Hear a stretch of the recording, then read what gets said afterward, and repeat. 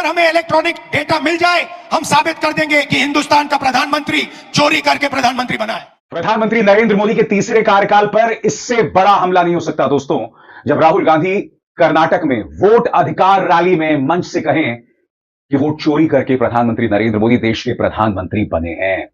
और सबसे बड़ी बात, दिल्ली में तहलका मचाने के बाद आज वो कर्नाटक में थे। जी हां, वो कर्नाटक जो उनके बड़े राजनीतिक प्रहार की जमीन बनी, जिसकी बैंगलोर सेंट्रल लोकसभा सीट की एक विधानसभा सीट पूरे देश में खलबली मचा रही है, जिसकी चर्चा पूरी दुनिया में हो रही है। And Rahul Gandhi did not mince his words. उन्होंने कोई लाग लपेट नहीं की, सीधे कहा कि प्रधानमंत्री नरेंद्र मोदी चोरी से प्रधानमंत्री बने हैं। याद रखिए, नरेंद्र मोदी 25 सीट की मार्जिन से प्रधानमंत्री हैं। एक सीट हमने दिखा दी कि चोरी हुई है। 25 सीट वो 35,000 या कम वोटों से जीते हैं। अगर हमें इलेक्ट्रॉनिक डेटा मिल जाए, हम साबित कर देंगे कि हिंदुस्तान का प्रधानमंत्री चोरी करके प्रधानमंत्री बना है। पहले देखिए फिर सोचिए कि अगर इस तरह से वोटों की चोरी हो रही है तो यह चोरी नहीं डकैती है और भारत का लोकतंत्र हवा में उड़ चुका है। राहुल गांधी की इस प्रेस कॉन्फ्रेंस को आप यूं ही खारिज नहीं कर सकते। अगर आप इस प्रेस कॉन्फ्रेंस को इसमें किए गए दावों का मजाक उड़ा रहे हैं तो निश्चित रूप से आप उन लोगों में शामिल हैं जिन्होंने चुनाव के जरिए भारत के लोकतंत्र को खत्म करने की एक शानदार और भयावह योजना बनाई है। चुनाव आयोग को अपने भीतर के इन अपराधियों को बाहर लाना चाहिए और बताना चाहिए कि कौन लोग थे जिनके इशारे पर यह काम किया गया। आयोग को अगर जनता में भरोसा बनाए रखना है तो उसे राहुल गांधी के इन दावों का मजाक उड़ाने के बजाय अब देश की जनता को जवाब देना चाहिए। यह वही एटम बम है जिसके फोड़ने की बात राहुल गांधी कर रहे थे। 7 अगस्त की प्रेस कॉन्फ्रेंस में उन्होंने सबूतों के साथ अपना एटम बम फोड़ दिया है। लोकसभा में नेता प्रतिपक्ष ने चुनाव आयोग पर भारतीय इतिहास के सबसे गंभीर आरोप लगाए कि एक एक विधानसभा में आपने एक एक लाख वोट की चोरी की है। एक एक नाम कई कई जगहों पर, एक ही तस्वीर एक ही एड्रेस के साथ, एक एक पते पर 80-80 लोग रह रहे हैं।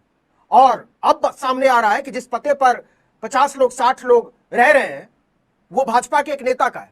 वो लोग वोट देने के बाद जब इन्वेस्टिगेशन हुई, मीडिया के लोग पहुंचे तो पता चला वो लोग चले गए, अब नहीं रहते। चुनाव आयोग, कांग्रेस आरोप लगा रही है कि एक लठैत की तरह काम कर रहा है और उससे बड़े लठैत की तरह काम कर रहा है देश का मीडिया। भारतीय जनता पार्टी के दलाल की तरह काम कर रहे हैं टेलीविजन के चैनल और देश के अखबार। बहिष्कार कर दिया है एक तरीके से राहुल गांधी का, कांग्रेस पार्टी का, और इतने सीरियस एलिगेशन का। इन अखबारों की पोल खोलेंगे, लेकिन पहले जरा राहुल गांधी को सुन लीजिए कि उन्होंने बंगलुरु में क्या कहा। उन्होंने यह कहा कि जब लोग पूछने लगे, चुनाव आयोग कह रहा ना कि शपथ पत्र दीजिए राहुल गांधी से, राहुल गांधी ने कहा कि लोग सवाल पूछ रहे हैं कितने लोगों का शपथ पत्र चाहिए। और जब लोग सवाल पूछ रहे हैं तो चुनाव आयोग वेबसाइट बंद करके भाग गया। इतने सीरियस एलिगेशन के बाद वेबसाइट बंद हो जाती है। राहुल गांधी कह रहे, जरा सुनिएगा। आज जब हिंदुस्तान की जनता हमारे डेटा को लेकर इलेक्शन कमीशन के वेबसाइट पर सवाल पूछ रही है तो इलेक्शन कमीशन ने अपना वेबसाइट बंद कर दिया। मध्य प्रदेश, राजस्थान, बिहार के वेबसाइट बंद कर दिए हैं, क्योंकि वो जानते हैं कि अगर हिंदुस्तान की जनता ने इसी डेटा को लेकर सवाल पूछना शुरू कर दिया तो उनका पूरा ढांचा कोलैप्स कर जाएगा। दोस्तों, आखिर वोट की चोरी कैसे होती है? राहुल गांधी ने इतना विस्फोटक खुलासा कर दिया है कि मैं तो कहूंगी कि चुनाव आयोग बिहार में एसआईआर कर रहा था। राहुल गांधी ने चुनाव आयोग का ही ऐसा। जिस तरह पिछले इलेक्शन में नरेंद्र मोदी वोट चोरी करके आया, उसकी थोड़ी बहुत खबरें सामने आती ही रहीं, लेकिन अब राहुल गांधी ने पूरी एक प्रेजेंटेशन सामने रख कर दुनिया को ये बता दिया है कि इलेक्शन कमीशन मुकम्मल तौर पर नरेंद्र मोदी के साथ मिला हुआ है, जिसने नरेंद्र मोदी सरकार की कुर्सी हिलाकर रखती है। और वो जो 25 वोटों से इस वक्त भारत का वज़ीर-ए-आज़म बना बैठा है, 40 तो सीटें राहुल गांधी ने गिनवाई हैं, जिसमें तकरीबन 1-1 लाख की बाकायदा वोट चोरी हुई है और एक बंदे ने 80-80 वोट डाले हैं। यानी दूसरे इलाकों से लोगों को लाया गया, वहाँ पर वोट डलवा कर फिर दूसरी जगह लेकर जाया गया, वहाँ पर उन्होंने फिर वोट डाला और एक ही घर में, एक ही कमरे में 80-80 लोग एक ही जगह की रजिस्ट्रेशन पर रहते रहे। अब ये एक मामला बिहार में दोबारा रिपीट करना था, लेकिन इससे पहले ही भारत की अपोजिशन ने उसे पकड़ लिया है और यही वजह है कि अब नरेंद्र मोदी के लिए इस सारे मामले से भागना मुश्किल हो चुका है। और कुटहरे में इलेक्शन कमीशन को भी लाया गया है और लोग जब उनसे सवाल पूछने लगे हैं तो बड़े मज़े की बात ये सामने आई कि इलेक्शन कमीशन ने अपनी वेबसाइट को ही बंद कर दिया।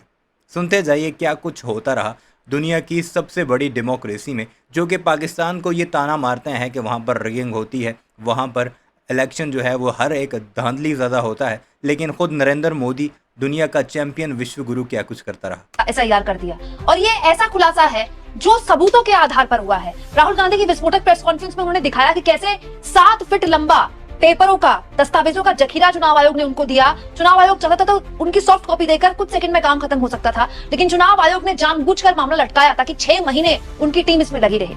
40 लोगों की टीम ने जो हैरान करने वाला खुलासा किया है वो आपको और मुझको सुनना भी चाहिए दोस्तों, और साथ साथ में समझना भी चाहिए, क्योंकि ये सवाल खड़ा करता है कि क्या प्रधानमंत्री नरेंद्र मोदी इस कुर्सी पर वोट की चोरी से पीएम बने हैं। ये सवाल आज राहुल गांधी ने खड़ा कर दिया। दरअसल दोस्तों, कर्नाटक में बेंगलुरु सेंट्रल लोकसभा जो लोकसभा सीट थी वो बीजेपी ने जीती थी। इस लोकसभा सीट की एक कंस्टिट्यूएंसी थी, उस कंस्टिट्यूएंसी को यहाँ पर राहुल गांधी ने एक केस स्टडी की तरह लिया। महादेवपुरम में इसी कंस्टिट्यूएंसी की वजह से ये लोकसभा सीट बीजेपी ने जीत ली। इस एक विधानसभा में बहुत बल्क वोटिंग पड़ी बीजेपी को, तो यहाँ जो एक विधानसभा जिसने बीजेपी को जिताया था उसको केस स्टडी के तौर पर यहाँ पर राहुल गांधी ने लिया। तो ऐसे सबूत सामने राहुल गांधी ने रखे हैं कि आप देखेंगे तो आपका मुंह खुला का खुला रह जाएगा, आंखें फटी की फटी रह जाएंगी। दोस्तों, राहुल गांधी ने पूरा जखीरा ऐसे, वो बकायदा ऐसे करके पूरा रजिस्टर दिखा रहे थे। रजिस्टर भरा है हजारों लोगों के फर्जी नाम का, जिनके एक नाम कई जगह, कई अलग अलग पोलिंग स्टेशन में उनके नाम है। राहुल गांधी सीधा प्रहार कर रहे थे चुनाव आयोग पर। आपको याद होगा दोस्तों, जब से राहुल गांधी ने प्रेस कॉन्फ्रेंस किया है उसके बाद चुनाव आयोग की दोहरी प्रतिक्रिया है। पहले चुनाव आयोग कह रहा है कि आप शपथ लीजिए कि आपने जो जो कहा है वो सही कहा है। राहुल गांधी ने कहा कि मैं संविधान की शपथ ले चुका हूं, मैं जनता का नुमाइंदा हूं, मुझे कोई और शपथ लेने की जरूरत नहीं है। सीधा सा सवाल, चुनाव आयोग मेरे सवालों का जवाब क्यों नहीं दे रहा? और सबसे बड़ी बात, चुनाव आयोग अपनी तरफ से जो फैक्ट चेक कर रहा है वो सरासर गलत है, और हमने आज अपने कार्यक्रम में प्रमाणित किया। न सिर्फ चुनाव आयोग भ्रमित करने वाला फैक्ट चेक कर रहा है, बल्कि गोदी मीडिया भी उसका साथ दे रहा है। और मिसाल यहां पर आदित्य श्रीवास्तव और विशाल सिंह की है, जिन्होंने कई जगह वोट डाले, मगर चुनाव आयोग ने इस बात से इनकार कर दिया कि आदित्य श्रीवास्तव और विशाल सिंह ने उत्तर प्रदेश में भी वोट डाला था। राहुल ने कहा कि मैंने जनता के सामने शपथ ली है, मुझे चुनाव आयोग के सामने शपथ लेने की कतई जरूरत नहीं। आज इस तरह तैयारी के साथ राहुल गांधी आए जैसे एप्पल के सीईओ आईफोन के नए वर्जन के लॉन्च के समय आते हैं। लेकिन यह प्रेस कॉन्फ्रेंस लॉन्च की नहीं है, भारत के लोकतंत्र के दी एंड की है।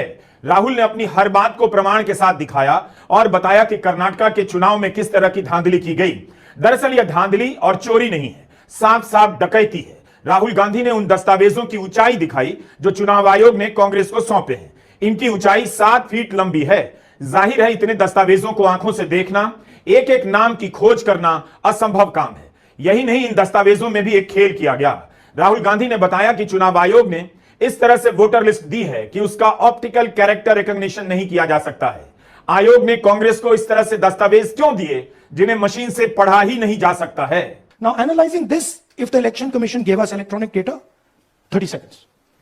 700 किसानों की मौत का काला टीका नरेंद्र मोदी के माथे पर लगा हुआ है। 1.25 साल तक इसी नरेंद्र मोदी ने दिल्ली की सीमाओं पर किसानों को जाड़ा, पाला, आंधी तूफान में नंगे बदन बैठाए रखा था, रास्ते में कीलें ठुकवा दी थी इसी नरेंद्र मोदी ने। ये किसानों के हित की बात करेंगे नरेंद्र मोदी, जिन्होंने किसानों के रास्ते में कीलें ठुकवा दी थी। दलाली करना है अखबार। इनफैक्ट उन्होंने एक नाम बताया, आदित्य श्रीवास्तव। इसी नाम से, आदित्य श्रीवास्तव नाम का ही नाम, सेम एपिक नंबर वाला शख्स, सेम फोटो वाला, सेम एड्रेस वाला, यूपी में भी वोट कर रहा है, वही कर्नाटक में भी वही वोट कर रहा है और वही महाराष्ट्र में वोट कर रहा है। मतलब कितने बड़े लेवल पर, मतलब सेम वोटर यहां भी जाता है, सेम वोटर वहां भी जाता है और हर जगह वो प्रभावित कर रहा है। ये हालात हैं दुनिया की सबसे बड़ी डेमोक्रेसी के, जो पाकिस्तान को ताने मारा करते हैं धांधली के या जमहूरियत के। वीडियो कैसी लगी कमेंट सेक्शन में ज़रूर बताइएगा। चैनल को सब्सक्राइब नहीं किया तो ऐसी वीडियोस के लिए उसे भी ज़रूर सब्सक्राइब कीजिए।